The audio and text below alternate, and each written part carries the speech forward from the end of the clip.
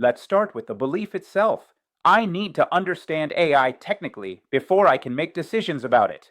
This comes from a good place. You want to be diligent. You want to avoid costly mistakes. You're surrounded by headlines, buzzwords, and people speaking confidently in acronyms. So you feel pressure to master the machine before you're allowed to lead it. That pressure feels responsible, but it's a trap. Because the moment you drop into technical weeds, you stop being a leader and start becoming a student at exactly the moment your organization needs you to be a strategist. Let me be very clear. Your job is not to know how AI is built. Your job is to know which problems are worth solving and what a win actually looks like for your business. That distinction matters more than ever. So, what happens when leaders get this wrong? They don't just waste time. They make real decisions based on imagined capabilities instead of actual ones. And the consequences aren't theoretical. I recently saw a post from an employee who said, "My company laid off 3,000 people because of AI productivity."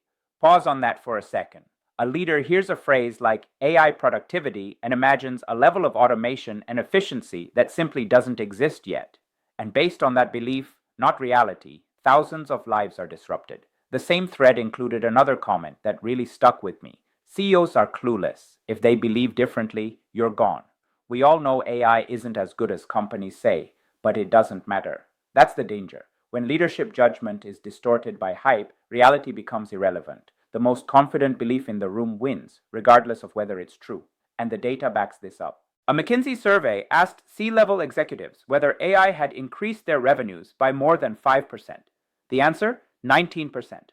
With all the hype, all the investment, all the promises, less than 1 in 5 leaders is seeing meaningful top-line impact. That gap between expectation and reality is where bad decisions live.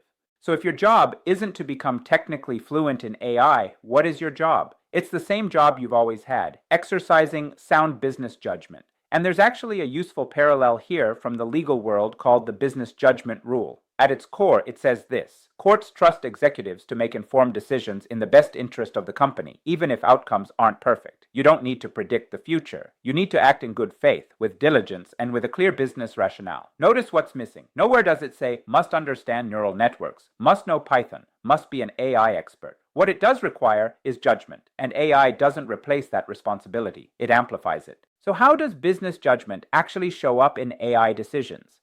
There are 3 executive duties that matter. First, the duty of selection. Is this tool actually appropriate for the job you're asking it to do? Not impressive, not popular, appropriate. Second, the duty of instruction. What data, context, and constraints are you giving the system? Garbage in is still garbage out. AI doesn't change that.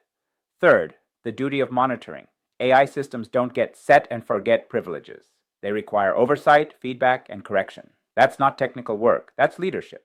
When you apply judgment properly, AI becomes one of 2 things: either a shortcut to avoid thinking or a tool that helps you think better. Lazy thinking focuses on cost cutting and replacement. Strategic thinking focuses on value creation and leverage. Lazy thinking asks, how do we use AI instead of people? Strategic thinking asks, what can people do when AI handles the low-value repetition?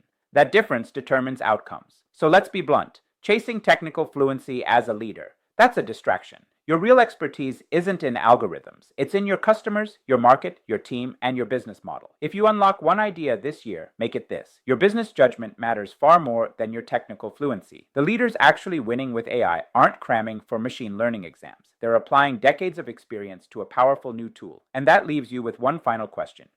When you look at AI inside your organization, do you see a way to avoid the hard work of leadership or a way to compound it?